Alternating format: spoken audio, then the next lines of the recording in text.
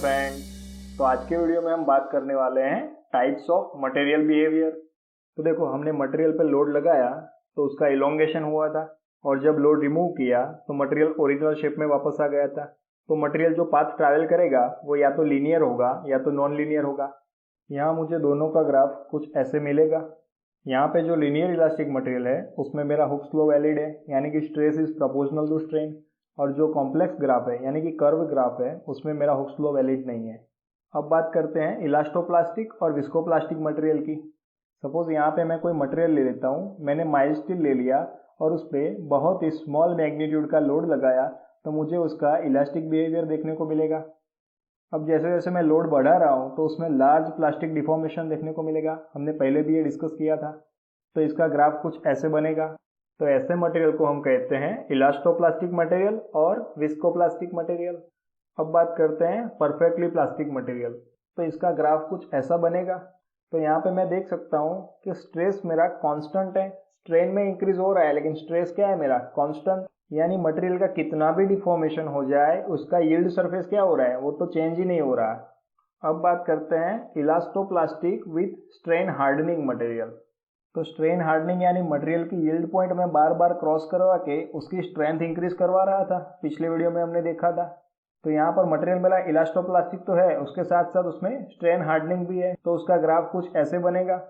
तो यहाँ पे जो अपर स्लोप है उसको मैं बोल दूँ लार्ज डिफॉर्मेशन स्ट्रेन हार्डनिंग, और जो लोअर है उसमें स्मॉल डिफॉर्मेशन हो रहा है। यहाँ पे जो इलास्टिक रीजन का स्लोप है वो मेरा लार्ज डिफॉर्मेशन स्ट्रेन हार्डनिंग की वजह से हो रहा है, उसके स्लोप से बहुत ही ज्यादा निकल के आएगा। सो E1 is far greater than E2 और E3। अब बात करते हैं आइडियल रिजिड मटेरियल की। तो मटेरियल पे मैं कितना भी लोड लगा लूँ उसके शेप और साइज में कोई चेंज नहीं आएगा। ये एक आइडियल कंडीशन है। अगर हम किसी भी मटेरियल पे एक लिमिट तक लोड लगाते हैं तो उसमें माइनर कुछ ना कुछ तो चेंज आएगा ही। तो यहाँ पे मैं एक आइडियल कंडीशन मानता हूँ। तो यहाँ पे आइडियल रिजिड मटेरियल का कुछ ग्राफ ऐसा दिखाई देगा। अब बात करते हैं ideal fluid material. An ideal fluid is one that is incompressible and has no viscosity. So ये दो टर्म है वो हम फ्लूइड मैकेनिक्स में कवर करेंगे। एक्चुअल में आइडियल फ्लूइड एग्जिस्ट ही नहीं करता, पर हम मान रहे हैं कि एक आइडियल कंडीशन है। तो इसका ग्राफ कुछ ऐसा बनेगा। अब बात करते हैं failure of materials in tension and compression. तो पहले देखते हैं ductile metals in tension test. अब सपोज किसी भी डक्टाइल मटेरियल पे मैंने टेंसाइल लोड लगाया तो जो मटेरियल की एक्यूमुलेटेड स्ट्रेन एनर्जी है वो फेलियर पॉइंट से ज्यादा हो गई, तो मटेरियल क्या होगा मेरा फेल हो जाएगा। तो यहाँ आपको जो इमेज दिख रही है उसमें मटेरियल 45 डिग्री पे फेल हो रहा है, यानी कि वो मटेरियल मेरा वीक है शियर में। तो यहाँ से क्या याद रखेंगे कि मटेरियल के स्पेसिमेन के एक्सिस से 45 डिग्री के एंगल पे मुझे शियर प्लेन मिल रहा है जहाँ पे मेरा मटेरियल फेल हो रहा है। तो मटेरियल फेल होगा तो मेरा कप और कॉन शेप में फेल होगा। सो एक चीज यहाँ पे याद रखनी है कि ductile materials are very weak in shear. अब बात करते हैं brittle material in tension test. So brittle metals are very weak in tension. Suppose मैं चौक ले लूँ और उसके दोनों साइड टेंशन फोर्स लगा लूँ तो क्या होगा, वो 90 डिग्री पे फेल होगा। सो दो चीजें यहाँ पे याद रखनी है, एक तो ब्रिटल मटेरियल 90 डिग्री पे फेल होता है और ये टेंशन टेस्ट में वीक होता है। अब बात करते हैं ductile metal in compression test.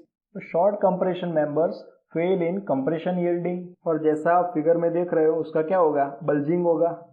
अब बात करते हैं brittle metal in compression test. So brittle metal fail in shear, और जो फेलियर प्लेन होता है वो 45 डिग्री होता है to the direction of loading. So यहाँ पे मेरा चैप्टर 1 खत्म होता है। तो कुछ गेट और ESE के MCQ हम सॉल्व करेंगे। तो यहाँ आपको फर्स्ट क्वेश्चन स्क्रीन पे दिखाई देगा। तो यहाँ पे आपको ग्राफ दिखाई देगा मटेरियल A और मटेरियल B का। अब देखो मेरा पहला स्टेटमेंट क्या है, material A is more brittle than material B। तो देखो स्ट्रेन मेरा मटेरियल B का ज्यादा है मटेरियल A के कंपैरिजन में। So material B is ductile material. तो यहाँ से मैं कह सकता हूँ material A is more brittle than material B, यानी मेरा पहला स्टेटमेंट सही है। अब हमसे क्या कहा है, the ultimate strength of material B is more than that of A।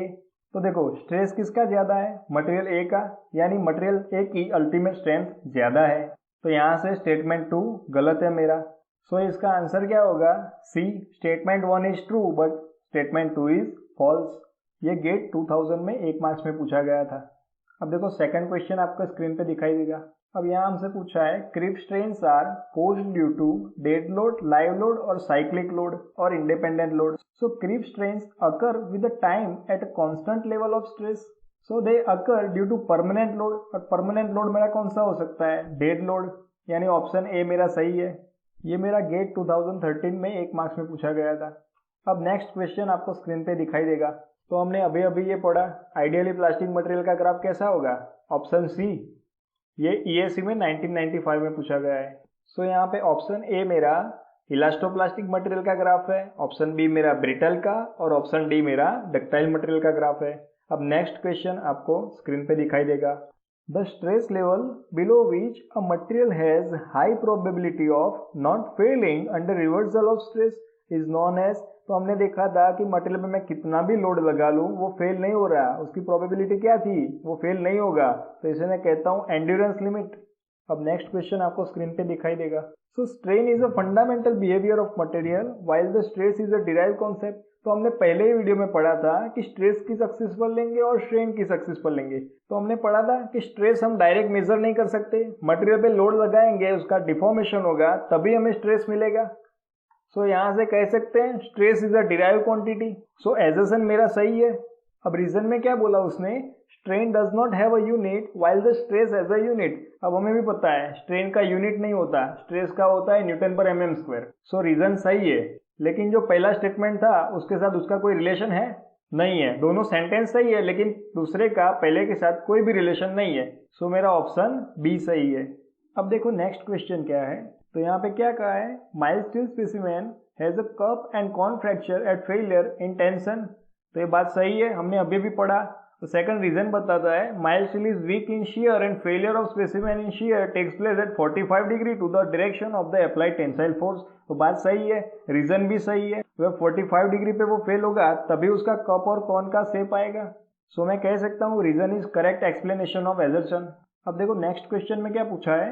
अब यहाँ पे सेकंड लिस्ट देखो, तो फेलियर विदाउट वार्निंग, यानी उसमें डिफॉर्मेशन ही नहीं हो रहा, डायरेक्ट यील्ड पॉइंट के बाद क्या हो रहा है, फ्रैक्चर पॉइंट आ रहा है। तो ये तो सिर्फ ब्रिटल मटेरियल में ही देखने को मिलता है। सेकंड क्या है, drawn permanently over great changes of shape without rupture. Rupture यानी फेलियर, तो उसके शेप में बहुत बड़ा चेंज आ रहा है लेकिन वो फेल नहीं हो रहा, यानी मैं कह सकता हूँ मेरा डक्टाइल मटेरियल है जिसमें लार्ज डिफॉर्मेशन हो रहा है। थर्ड क्या पूछा है, absorption of energy at high stress without rupture, यही तो टफनेस की डेफिनेशन थी। And last one is high tensile strength. देखो ये चीज याद रखना, हाई टेंसाइल स्ट्रेंथ यानी उसे मैं टेनेसिटी कहता हूँ। तो ऑप्शन डी मेरा सही है। अब देखो नेक्स्ट क्वेश्चन क्या है। सो यहाँ सेकंड लिस्ट में हमें क्या दिया है, देखो no plastic zone. Plastic zone यानी मेरा डिफॉर्मेशन जोन, तो यील्ड पॉइंट के बाद डायरेक्ट फ्रैक्चर, यही तो मेरा ब्रिटल है। अब नेक्स्ट क्या है, लार्ज प्लास्टिक जोन, तो वो मेरा डक्टाइल हुआ। नेक्स्ट है strain is not recovered after unloading. जब मैंने लोड रिमूव किया तो उसमें कुछ परमानेंट सेट हो गया था, तो ऐसे मटेरियल को मैंने इनइलास्टिक मटेरियल कहा था। And last one is strain is zero up to a stress level and then stress remains constant. तो देखो हमने परफेक्टली प्लास्टिक मटेरियल पढ़ा था, तो it is a sort of rigid plastic material. तो यहाँ से उसका ग्राफ बनाओ तो कुछ रिजिड प्लास्टिक मटेरियल का ऐसे होगा। सो इसमें स्ट्रेस मेरा कांस्टेंट है। अब नेक्स्ट एमसीक्यू देखो, इलास्टिक लिमिट किसे बोला था हमने, मटेरियल पे लोड लगाया तो उस पर कुछ डिफॉर्मेशन होगा, और लोड रिमूव करेंगे तो वो अपने ओरिजिनल शेप पे वापस आ जाएगा। तो मैं कह सकता हूँ कि up to which if the load is removed original volume and shape are regained, यानी ऑप्शन सी मेरा सही है। अब नेक्स्ट क्वेश्चन क्या है वो देखो, in mild steel specimen subjected to tensile test cycle the elastic limit in tension is raised and the elastic limit in compression is lowered. तो हमने देखा था किसी भी मटेरियल की मैं टेंसाइल स्ट्रेंथ बढ़ाने गया तो उसकी कंप्रेशन स्ट्रेंथ क्या होती, कम हो गई थी। यही बात तो जे वॉशिंगर ने बताई थी। So my answer is B. Next question देखो, which one of the following represents constitutive relationship. Now what is constitutive relationship? So relation between two physical quantities that is specific to a substance और material. So यहाँ पे answer पे दो physical quantities कौन सी है, stress और strain. So answer is D. अब देखो यहाँ पे कुछ टर्म्स आपको याद रखनी है, what is homogeneous, isotropic, orthotropic और एनिसोट्रोपिक। तो फर्स्ट देखते हैं होमोजीनियस क्या है। होमोजीनियस मटेरियल यानी uniform composition through out the material, मैं उसको मैकेनिकली सेपरेट नहीं कर सकता। सपोज मैं यहाँ पर एग्जांपल लूँ किसी मटेरियल का, तो उसमें देखो किसी भी प्रॉपर्टी की बात करूँ, सपोज मैं मॉड्यूलस ऑफ इलास्टिसिटी ले लूँ, तो सपोज एक्स डायरेक्शन में वो EX है, वाई डायरेक्शन में EY है और Z डायरेक्शन में EZ है। अब हो सकता है कि मटेरियल के किसी पॉइंट में EX is not equal to EY, EY is not equal to EZ, but अगर सभी पॉइंट की बात करूं तो EX मेरी सभी पॉइंट के लिए सेम ही होगी, सेम वही EY मेरे सभी पॉइंट के लिए सेम होगी और EZ भी मेरे सभी पॉइंट के लिए सेम ही होगी। तो मैं इसे कहता हूं होमोजिनिटी। और ऐसे मटेरियल को कहता हूं मैं होमोजीनियस मटेरियल। अब बात करते हैं what is isotropic material. Having identical value of property in all direction. Suppose यहाँ मैं एग्जांपल लूँ, सपोज मॉड्यूलस ऑफ इलास्टिसिटी मेरे किसी भी पॉइंट पर सेम ही होनी चाहिए, यानी Ex is equal to EY is equal to EZ। तो हो सकता है कि वहां मुझे Ex की वैल्यू सेम ना मिले, Ex is not equal to Ex dash, EY is not equal to EY dash और EZ is not equal to EZ dash, but Ex dash is equal to EY dash is equal to EZ dash. That is my isotropic material. Now what is orthotropic material? So different properties in three mutually perpendicular direction. Now what is anisotropic material? Materials with different properties in different direction, that is called anisotropic material. जैसे ही direction change करेंगे उसकी property भी change हो जाएगी। सो देखो, number of different crystal structure के लिए number of independent elastic constant होते हैं, जिसकी लिस्ट मैंने यहाँ पे दी है, वो कई बार एग्जाम में पूछे जाते हैं, तो ये वैल्यू आपको याद रखनी है। ट्राइक्लिनिक के लिए 21, मोनोक्लिनिक के लिए 13, ऑर्थोरोम्बिक के लिए 9, टेट्रागोनल के लिए 6, हेक्सागोनल के लिए 5 और क्यूबिक के लिए 3 और लास्ट वन आइसोट्रोपिक के लिए 2। ये दो कौन से हैं? Modulus of elasticity and Poisson's ratio. So यहाँ पे हमारा चैप्टर 1 फिनिश होता है। नेक्स्ट वीडियो में हम स्टार्ट करेंगे chapter 2, simple stress strain and elastic constant. So अगर आपको ये वीडियो पसंद आया हो तो लाइक कीजिए, शेयर कीजिए और सब्सक्राइब कीजिए, और अगर कोई डाउट हो तो कमेंट बॉक्स में लिखिए या फिर मेल भी कर सकते हैं planetofcivil@gmail.com। Thank you.